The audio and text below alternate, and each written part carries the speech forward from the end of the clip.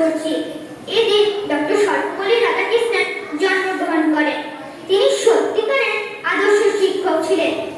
এদিন সব শিক্ষক শিক্ষিকাদের সম্মান ও শ্রদ্ধা জানানো হয়। একজন মানুষ হওয়ার পেছনে শিক্ষকদের অবদান উল্লেখযোগ্য। শিক্ষা ছাড়া আমাদের জীবন প্রায় অচল। একজন আদর্শ শিক্ষক মোমবাতির মতো, যিনি নিজে পড়ে অন্যের পথ আলোকিত করেন।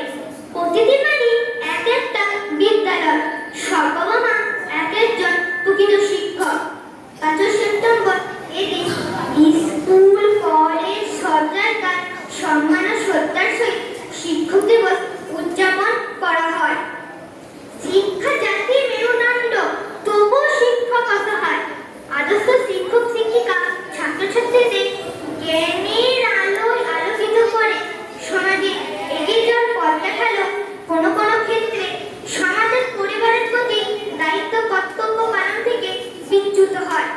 তাই কবির কণ্ঠে জেগে ওঠে, দিদি তোর নতুন ফ্ল্যাট থেকে ঘুরে এসে মাকে সবকিছু বললাম ফুটিয়ে ফুটিয়ে।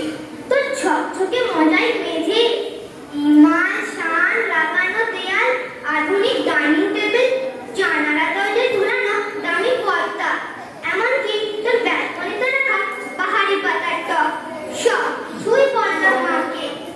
নবীন দত্ত রেডি আমাদের এই আলোকতাসীন একতলা ভাঙা ঘরে বসে মা সব শুনলেন চোখ বুঝে। শুনতে শুনতে মার মুখে ফুটে উঠছিল হাসি আর চোখে আসছিল জল। তোর ব্যালকনিতে দাঁড়ালে ছড়িয়ে থাকা শহরটাকে অনেক দূর পর্যন্ত দেখতে পাওয়া যায়। বোধবার করাতে হলে নতুন কেনা একটা সুন্দর মেয়েটি ঘরটাকে কি গাম্ভীর্যে ভরে তুলেছে। এসব কিছু বললাম মাকে। চোখ বুঝে শুনতে শুনতে মার মুখে ফুটে উঠছিল হাসি আর চোখে আসছিল জল।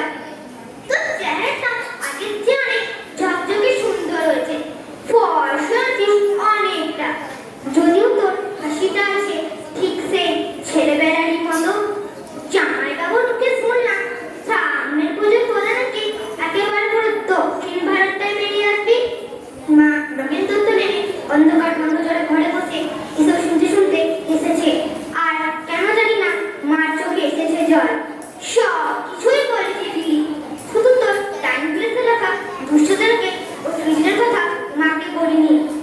তোর বিবাহবার্ষিকী উজ্জ্বল সন্ধ্যায় তুই যখন কাগজটি করে অপরূপা হয়ে ও শীতের মাথা হাত থেকে হাসছিলি, তখন তোকে দারুণ সুন্দর লাগছিল।